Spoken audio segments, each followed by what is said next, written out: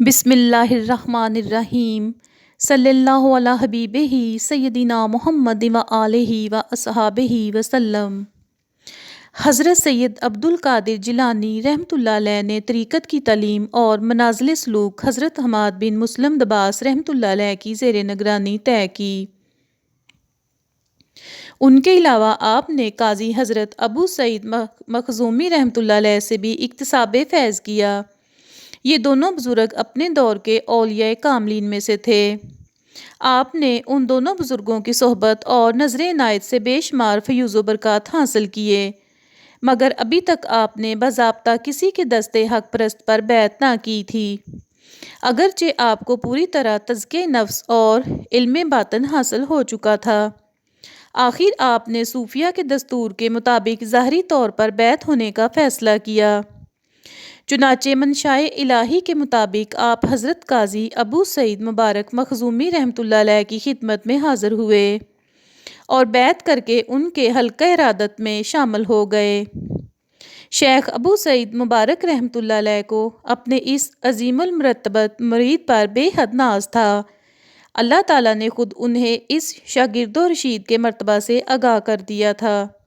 ایک دن حضرت غوث اعظم رحمۃ اللہ علیہ ان کے مسافر خانے میں بیٹھے تھے، کسی کام کے لیے اٹھ کر باہر گئے تو قاضی ابو سعید مبارک رحمۃ اللہ علیہ نے فرمایا، اس نوجوان کے قدم ایک دن تمام اولیاء اللہ کی گردن پر ہوں گے اور اس کے زمانے کے تمام اولیاء اس کے آگے انکساری کریں گے۔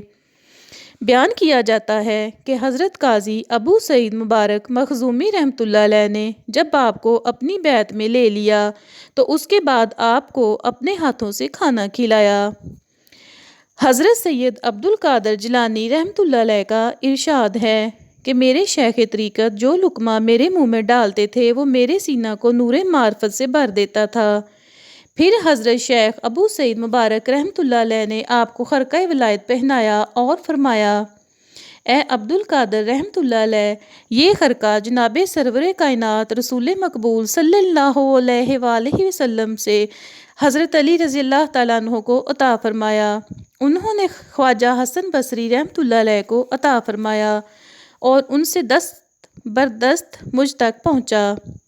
یہ خرقہ زیب تن کر کے حضرت غوث اعظم رحمۃ اللہ علیہ پر بیش از بیش انوار الہی کا نزول ہوا۔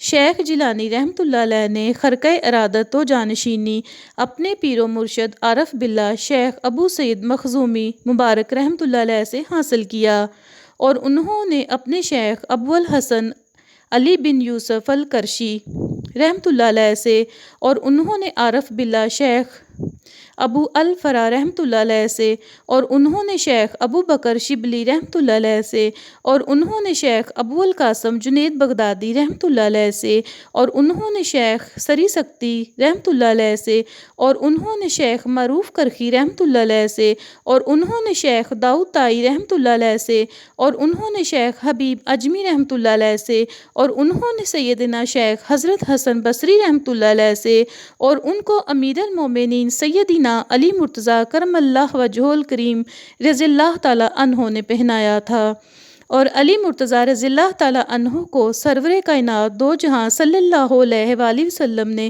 یہ خرقہ مبارکہ عطا فرمایا تھا۔ اس طرح 12 واسطوں کے ذریعے شیخ جیلانی رحمۃ اللہ علیہ محبوب سبحانی رحمۃ اللہ علیہ کو وہ خرقہ ارادت حاصل ہوا۔ صلی اللہ علی حبیبہ سیدنا محمد و آلہ و اصحابہ وسلم۔ جزاک اللہ۔